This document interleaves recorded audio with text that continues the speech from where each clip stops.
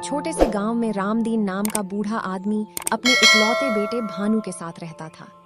कई साल पहले बीमारी ने उसकी पत्नी को उससे छीन लिया था। तब से रामदीन ने ही माँ और बाप दोनों बनकर भानु को पाला था। रामदीन का सपना था कि एक दिन उसका बेटा उसका सहारा बनेगा, लेकिन भानु को तो बस आराम और नींद से ही प्यार था। एक दिन दोपहर तक भानु खाट पर पड़ा था। भानु बेटा, सूरज सिर पर आ गया है, कम से कम आंगन में पड़े बर्तन तो धो देता। अरे बाबा, अभी तो आंख लगी थी। आप भी हर वक्त काम की ही रट लगाए रहते हैं, थोड़ा आराम कर लेने दीजिए। बेटा, अब मुझसे खेतों में मजदूरी नहीं होती, शरीर जवाब दे रहा है। जमींदार के यहाँ काम छोड़ आया हूँ, अब घर तुम्हें संभालना होगा। सीधे बोलिए ना कि आपको मेरा आराम करना पसंद नहीं, क्यों बहाने बना रहे हैं? जिस दिन मैं नहीं रहूंगा उस दिन समझ आएगा कि बाप की डांट में भी दुआ छुपी होती है। ये शब्द भानु के दिल में चुभ गए। गुस्से में वह घर से निकलकर जंगल की तरफ चला गया। एक पेड़ के नीचे बैठा और बड़बड़ाने लगा। सबको मैं ही निकम्मा दिखता हूँ, जैसे थोड़ा आराम कर लिया तो गुनाह हो गया। कुछ देर बाद वह वहीं सो गया। तभी एक वृद्ध साधु वहां पहुंचे। उन्होंने लाठी से जमीन ठोकी और बोले, युवक, जवान शरीर पाकर भी आलस्य में डूबे हो, जीवन यूं ही गंवा दोगे? बाबा, घर में चैन नहीं, यहाँ भी भाषण। मुझे अकेला छोड़ दीजिए। अभी नहीं समझोगे, पर बहुत जल्द समय तुम्हें जगाएगा।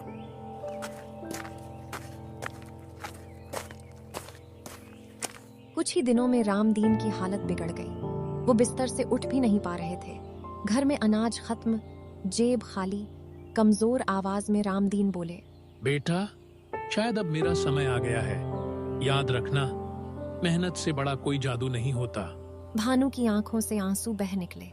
नहीं पिताजी, मैं आपको कुछ नहीं होने दूंगा। वह उन्हें अस्पताल ले गया। डॉक्टर ने जांच के बाद कहा, इनका तुरंत ऑपरेशन करना पड़ेगा, 50,000 रुपए का खर्च आएगा। भानु के पैरों तले जमीन खिसक गई। उसने जमींदार से मदद मांगी, मगर जमींदार हंस पड़ा।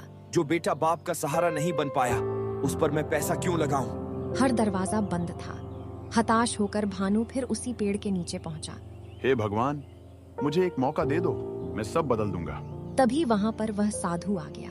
भानु ने उसे देखा और कहा, बाबा, मैं गलत था, मेरे पिता को बचा लीजिए। साधु ने मुस्कुराकर अपनी झोली से थोड़ी सी राख निकाली। यह कोई जादुई राख नहीं है, यह तुम्हें तुम्हारी शक्ति याद दिलाने के लिए है। इसे माथे से लगाओ और खुद पर विश्वास करो। भानु ने राख माथे पर लगाई। उसके भीतर जैसे आत्मविश्वास जाग उठा। अगले ही दिन वह जंगल गया। उसने बिना रुके लकड़ियां काटी। सूरज ढल गया, पर वह रुका नहीं। पहली बार उसे थकान से ज्यादा जिम्मेदारी महसूस हो रही थी। कुछ ही दिनों में उसने इतना कमा लिया कि गांव वाले हैरान रह गए। अब वही लोग उसकी तारीफ करने लगे, लेकिन अब भी कुछ पैसे कम थे। वह फिर जमींदार के पास गया। जमींदार बोला, अगर एक ही दिन में मेरा 10 कट्ठा खेत जोत दिया तो 5,000 दूंगा। भानु ने बिना सोचे हामी भर दी। कड़ी धूप में पसीने से तरबतर होकर उसने पूरा खेत जोत डाला। शाम तक जमीन चमक रही थी। जमींदार दंग रह गया। लगता है सच में बदल गया है तू। भानु ने पैसे लिए और मन ही मन कहा, ये बाबा की राख नहीं, मेरे पिताजी की सीख का असर है। दोपहर की आग उगलती धूप आसमान से बरस रही थी। भानु के कपड़े पसीने से भीग चुके थे।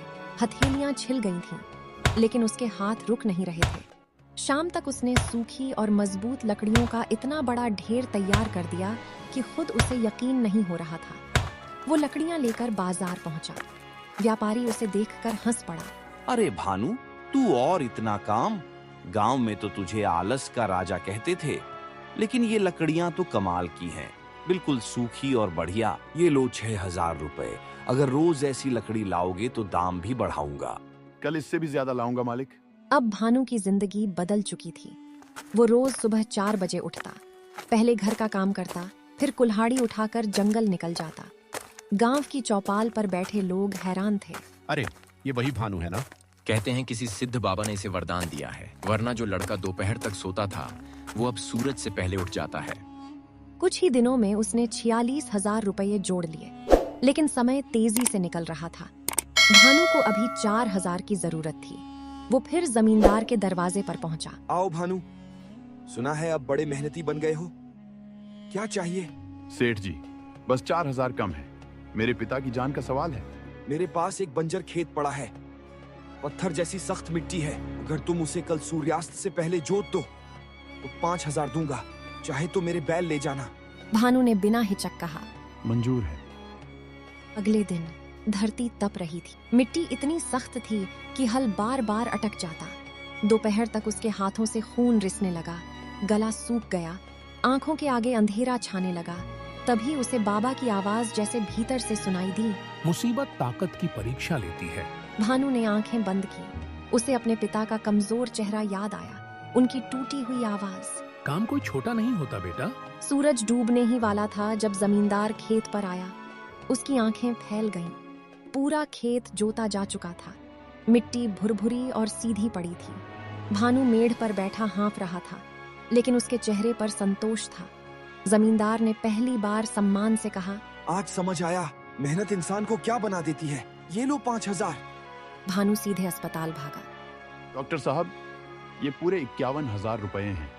1 रुपया मेरी पहली कमाई का है, इसे भी रख लीजिए। बस मेरे पिता को बचा लीजिए। तुम जैसे बेटे के पिता को कुछ नहीं होगा। ऑपरेशन शुरू हुआ। कुछ घंटों बाद डॉक्टर बाहर आए। बधाई हो भानु, ऑपरेशन सफल रहा। सच कहूं, तुम्हारी मेहनत और तुम्हारे पिता की जीने की चाहत ने चमत्कार कर दिया। भानु की आंखों से आंसू बह निकले। कुछ दिनों बाद रामदीन घर लौटे और कमजोर आवाज में बोले, बेटा, मुझे लगा अब तुझे देख नहीं पाऊंगा। पिताजी, अब आपका बेटा बदल गया है। आपको कभी किसी के आगे झुकना नहीं पड़ेगा। इन हाथों ने बहुत सहा है। मुझे माफ कर दे बेटा, मैंने तुझे बहुत डांटा। नहीं पिताजी, आपकी डांट ही मेरी असली राख थी। अगर वो ना होती तो मैं आज भी किसी पेड़ के नीचे सो रहा होता। रामदीन की आंखों से आंसू बहने लगे। और उस दिन गांव ने पहली बार देखा आलसी भानु नहीं, बल्कि एक जिम्मेदार बेटा।